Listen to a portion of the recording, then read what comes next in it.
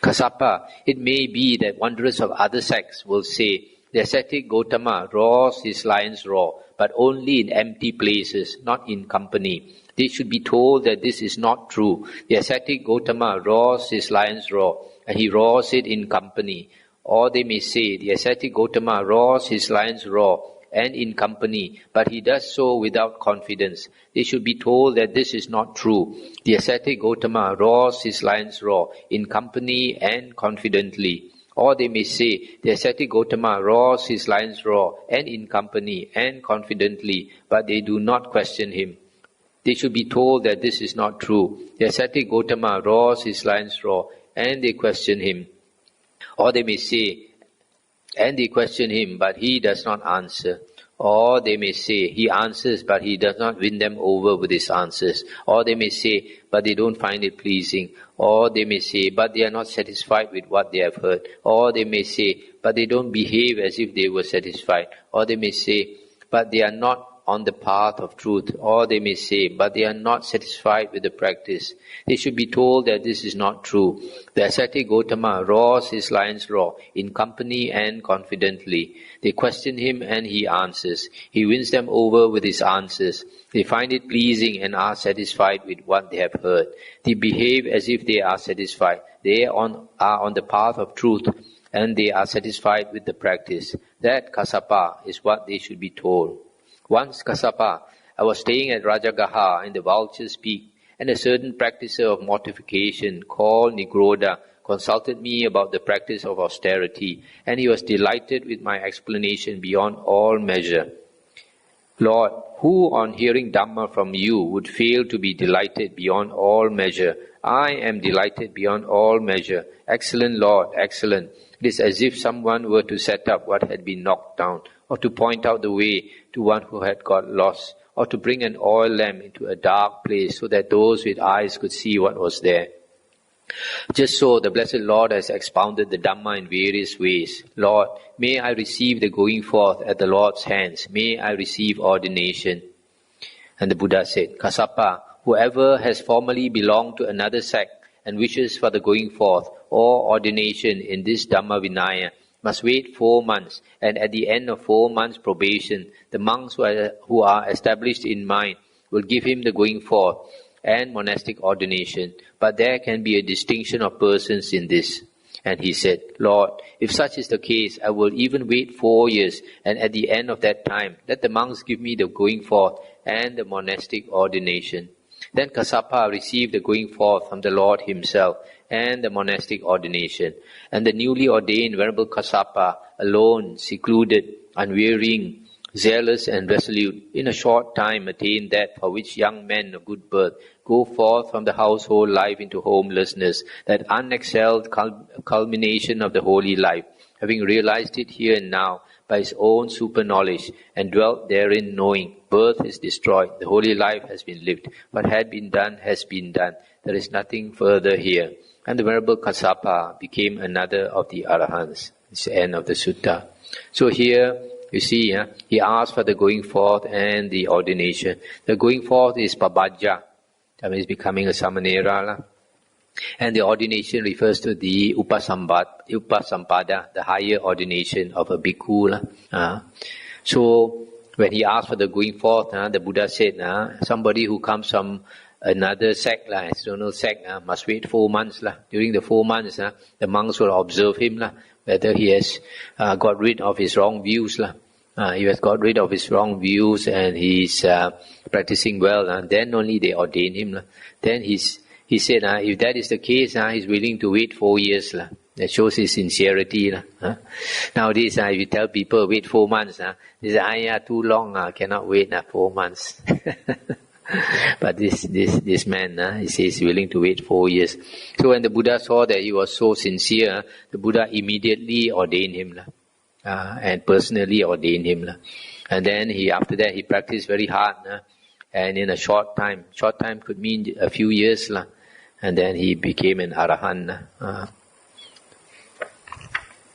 So you see the Buddha, how the Buddha changed this man's thinking. This man, originally when he came to see the Buddha, he thought he was a real ascetic, practicing all the very hard ascetic practices of a naked ascetic, going naked, some of the things like sleeping on the thorns, eating only certain type of herb or a millet or rice or water plants, this thing, and using instead of a cloth robe, they use ropes made of coarse hemp,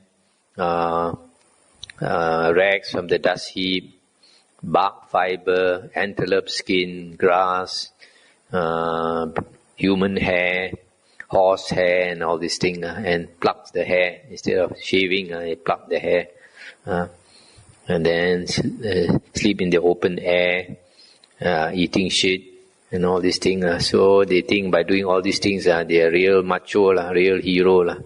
But the Buddha said, these things are not difficult to practice, but to practice the real Aryan way, to perfect, develop your morality, to develop your mind, and to develop your wisdom. That is hard.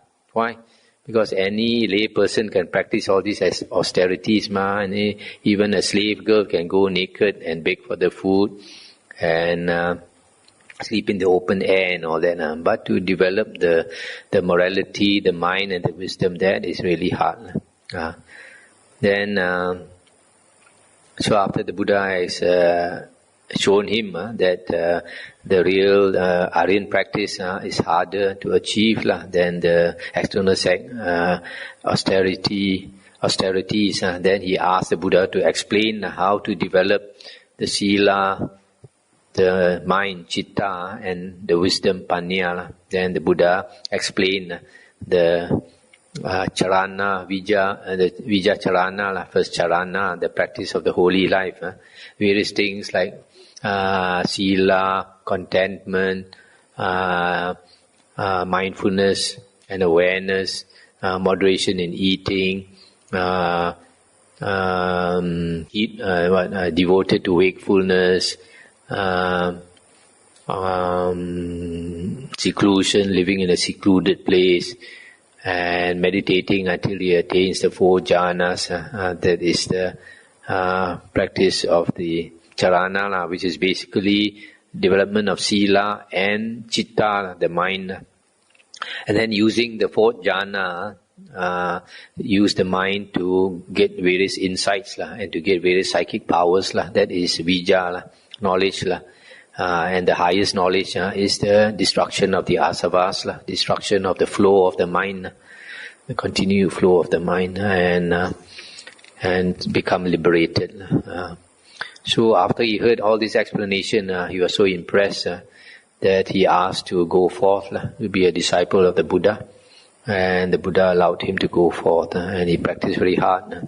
He says somebody like this external ascetics, they are willing to suffer, They are very sincere, but sometimes the wisdom is insufficient. That's why they practice these austerities without getting real fruit for their hard practice. But when they meet the real Dhamma, then they practice very hard. In a short time, they become enlightened. They are willing not to sleep.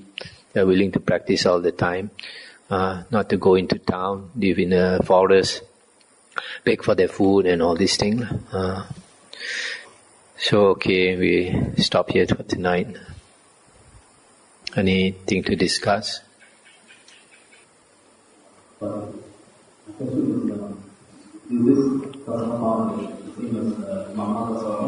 Oh, definitely not. This Kassapa is a clan name. There are many people who are called Kassapa. That is not his real name. That's his clan name.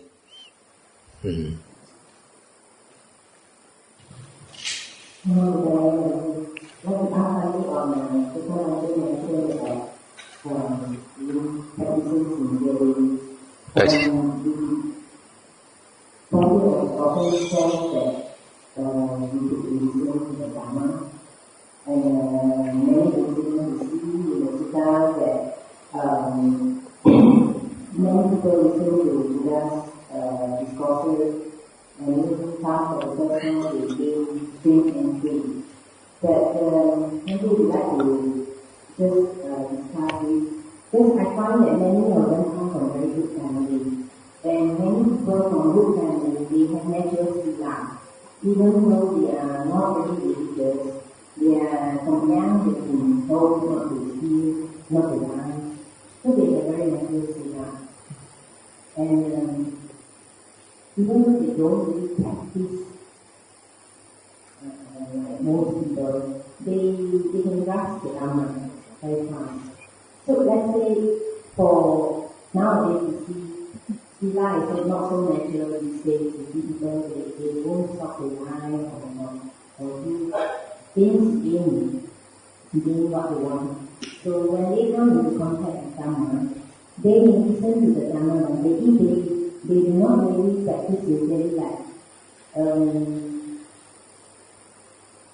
for example, putting in the right effort, checking all the time whether we have a wholesome state or unwholesome state, whether we have evil or whatsoever. It's just listening to the Dhamma without putting real effort in practicing the whole of the Noble Eightfold Path. And see how well can a person progress. This one is depends on the individual, depends on past life. And so it's hard to say that there is no fixed rule. So very hard to say. But if you find many of these Brahmins, because they understand morality and all that, so even though they have wrong view, when they listen to the Buddha's Dhamma, they attain stream entry. So. I would like to ask one question. What kind of ascetic practices placed by the Buddha? In the ascetic practices praised by the Buddha, some of them are in the suttas, but they are called dutangas, and 13 are mentioned in the Visuddhimagga.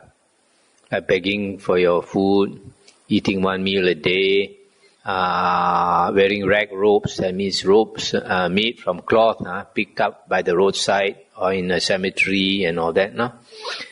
And of these 13 dutangas, the hardest to practice is the last, which is to sleep sitting up. But I can tell you from experience that unless you have good samadhi, you should not practice it. If you try to practice this without good samadhi, you'll be sitting and sleeping. This is of no benefit. The aim of sitting, sleep, or they call sitting, sleeping. The aim is to stay awake. So if you have good samadhi and you don't want to lie down, then you just keep on nodding your head, but you're awake. But you don't have any samadhi in the beginning, in the very early stage, you practice it. You'll be sitting and sleeping, and you don't get good sleep, because after 2 hours you wake up, because your stomach is all cramped and you're sleeping like that. So it's a very uncomfortable position, so after 2 hours you get up. So it's not worthwhile.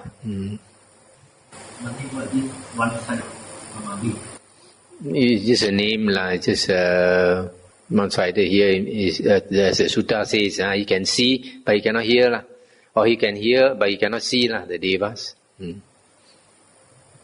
Someone who has mainstream entry is said not to be able to fall to the vocal planes. Is there really no chance? I mean, your Dhamma seems to say he's during Buddha's time there wasn't transforming murdering.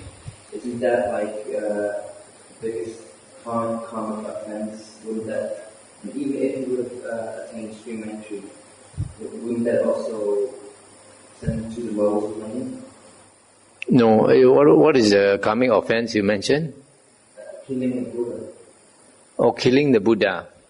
If a person wants to kill the Buddha, then he cannot be a Sotapanna, cannot be a person who has attained stream entry. Person who has attained stream entry would generally not kill out of hatred. He might kill accidentally. Once a person has become an Arya, then he has this Aryan morality. Aryan morality consists of 7 precepts. Right action, which is he will not purposely kill or steal or commit adultery. And right speech, which means he will not lie purposely or carry tales to make people quarrel or use vulgar or coarse speech or idle gossip. And these are the 7 Aryan precepts. So once a person has become an Arya, stream entry, he understands the Dhamma, he understands Kamma Vipaka, action and its result, so he will not do wrong.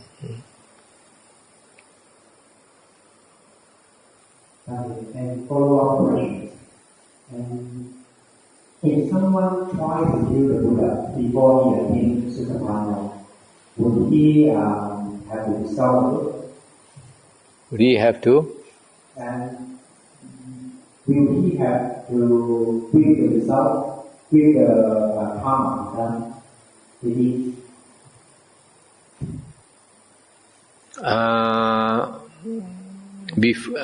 He did something wrong before Sotapanna. For example, he tried to kill the Buddha before he reached Sotapanna.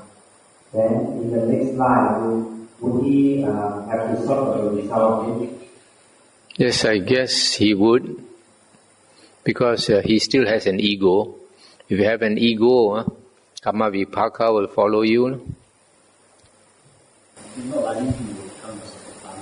Yes, if he did something serious, he'll be like this. We heard that Sutta Samanya Pala Sutta, the king who killed the father. After he killed the father, the mind was very disturbed.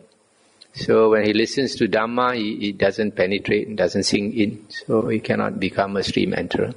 So somebody who has this intention to kill the Buddha, even if you don't succeed, you have a lot of hatred. And then later, if you realize that the Buddha was is an enlightened being, you have this so much remorse. I don't think the mind can be at peace.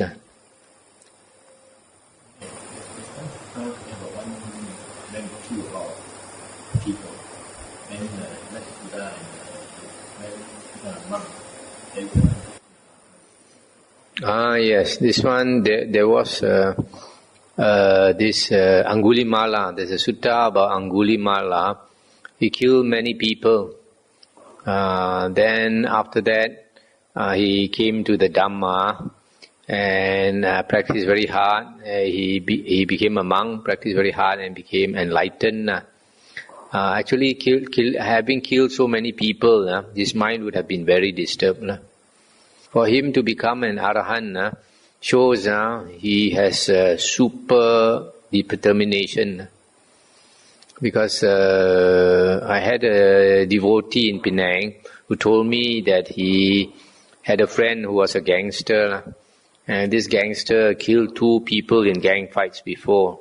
And later when he was older, maybe in his 50s, he tried to learn meditation, but the mind was so disturbed he could not calm down his mind.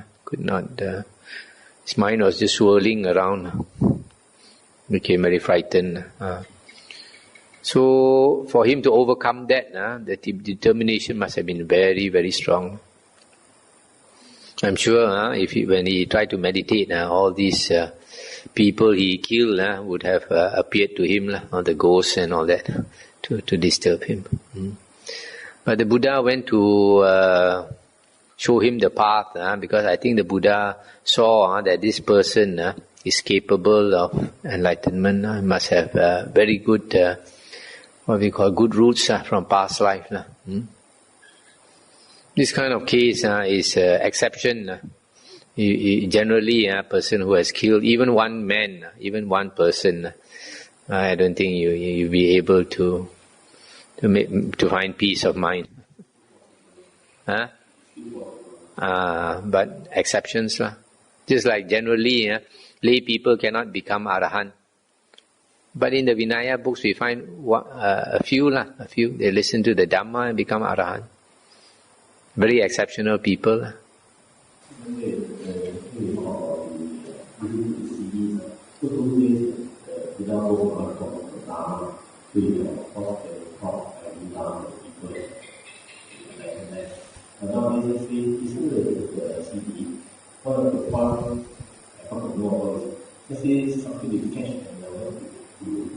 Ask question using the Dhamma talk and ask immediately, get answer. And you see, we may forward the question they will ask. But you see, when you listen to the CD, whatever questions you wanted to ask, the people at the audience would have asked already. Sometimes different hearing the Dhamma talk have different reception. Correct. So there are different cases. Some people will not, especially old people, they go to school. They don't read book. So they listen, they in the mind something they want to ask very fast, this is not the Dhamma talk. They can't ask. Correct. But the fact that the question arises gives them an opportunity to ask in future. But if they attended the Dhamma talk, probably since their mind is blur, being old, they would have forgotten to ask the question at that time. What I was trying to say about listening to the Dhamma talk is you can listen again and again. Listen again and again. The more times you listen, the more you will catch. The more you will understand. Whereas you go to a Dhamma talk, you only listen once only. If you miss, or you forgot to ask, you have lost the chance already. There are a lot of people, they go to Dhamma talk, they don't know how to ask questions. Or even sometimes they come to me after dana. And then I ask them to ask questions. They say, I had a lot of questions, I prepared a lot of questions and I come here, I forgot already. Like that.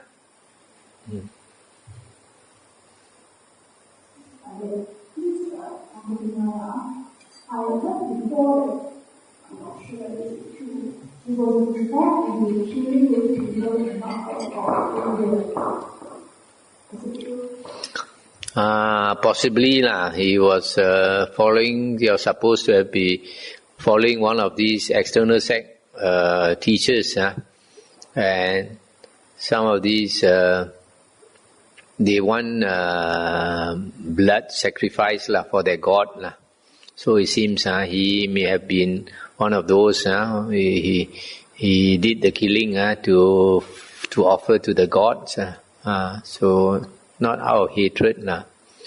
But still, whatever the reason, if you have killed a human being, the karmic offense is very great, and your mind will be very disturbed. The fact that he could become an arahant is surprising, very surprising, because I think out of 100 people, probably, or 1,000 people, only one will succeed.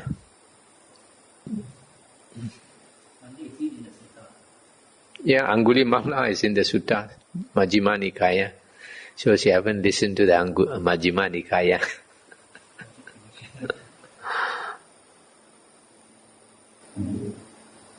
I have a question on teaching.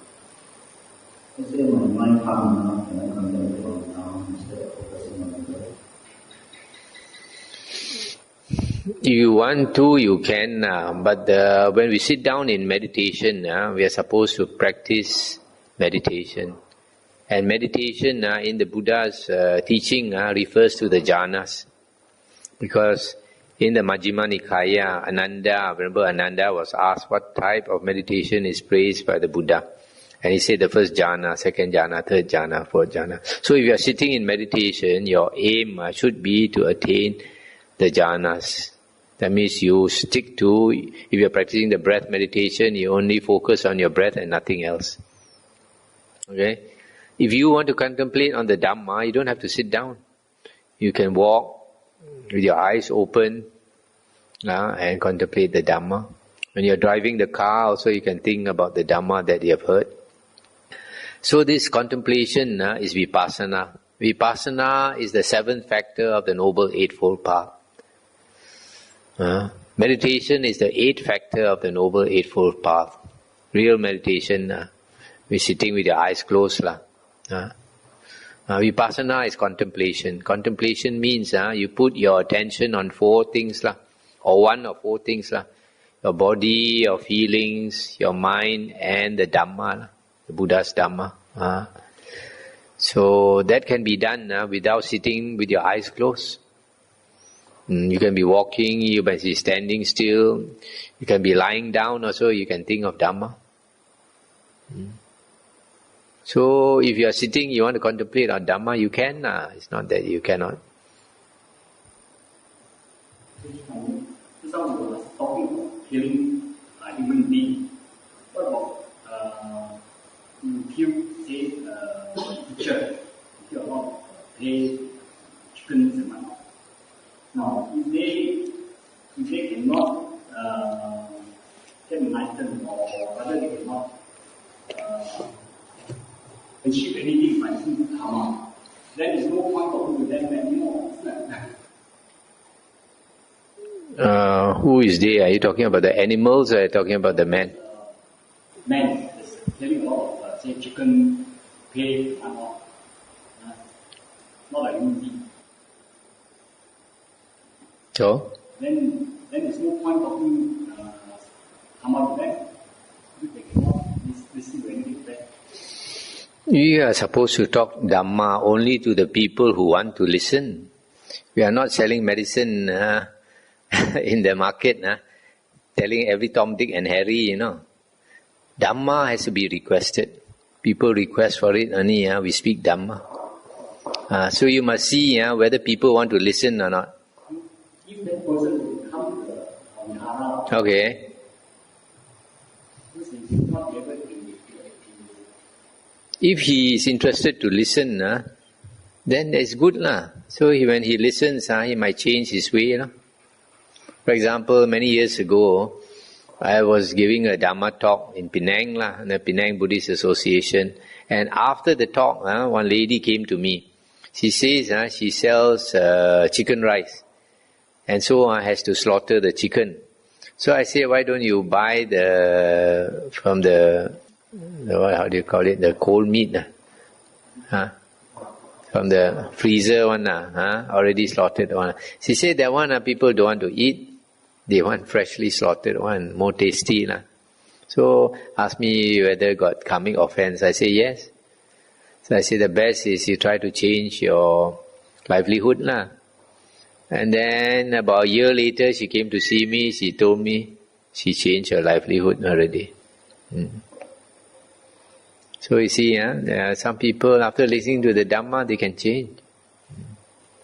It's whether they want to listen or not. Most of them, if they are not willing to change, they will refuse to listen.